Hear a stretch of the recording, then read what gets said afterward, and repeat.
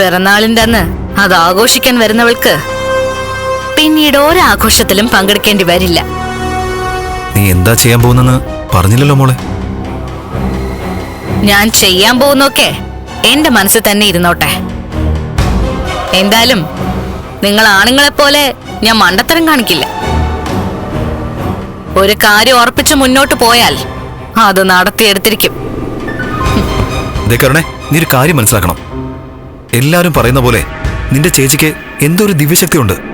അവൾക്ക് ഒരു ദിവ്യശക്തിയും ഇല്ല. നിങ്ങളുടെയൊക്കെ കഴിവുകേട് കൊണ്ടാ അവളും നിങ്ങളുടെ ചേട്ടനൊക്കെ രക്ഷപ്പെട്ടത്. നമ്മളിവിടെ വന്നതിന്റെ അടുത്ത ദിവസങ്ങളിൽ തന്നെ ഒരു സംഭവം ഉണ്ടായത് നിനക്കറിയാലോ. പൂജാമുറിയിലിരിക്കുന്ന അയ്യപ്പ വിഗ്രഹം എടുത്തോണ്ടാ നീയും ഞാനും കൂടെ പുറത്തോട്ട് പോയത്. നീ അത് ആറ്റിലെറിഞ്ഞിട്ട് എന്താ സംഭവിച്ചത്?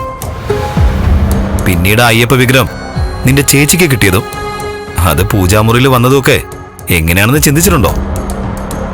ഭഗവാൻ എന്തായാലും നീന്തിക്കയറി വരില്ലല്ലോ, പിന്നെ എങ്ങനെയാ വന്നത്? അത് ചിലപ്പോ അതുപോലൊരു വിഗ്രഹം അവള് വാങ്ങിച്ചോണ്ട് വെച്ചതായിരിക്കും. എനിക്കങ്ങനെയൊന്നും തോന്നുന്നില്ല.